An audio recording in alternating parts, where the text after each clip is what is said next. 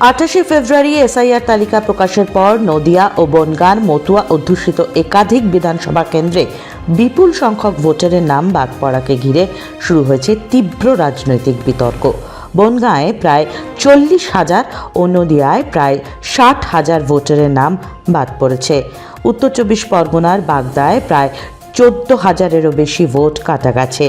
13,000-এর বেশি ভোট রয়েছে বিচারাধীনের তালিকায়।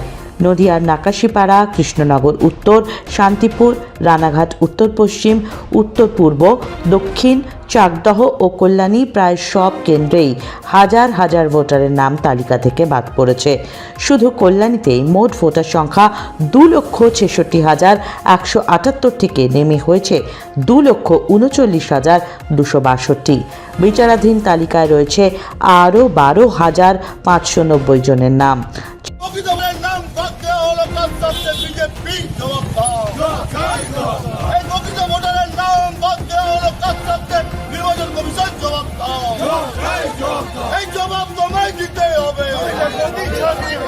শান্তনু ঠাকুর জানিয়েছেন, কত নাম বাদ যাবে তা নির্বাচন কমিশনের বিষয় এবং কোনো মতুয়াকে বাংলাদেশে পাঠানো হবে না এমন আশ্বাসও দিয়েছেন।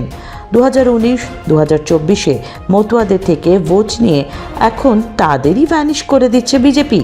সব মিলিয়ে মতুয়া ভোটারদের নাম বাদ পড়া ঘিরে জেলা জুড়ে রাজনৈতিক টানাপোড়েন তুঙ্গে এবং আন্দোলনের ইঙ্গিতও মিলছে।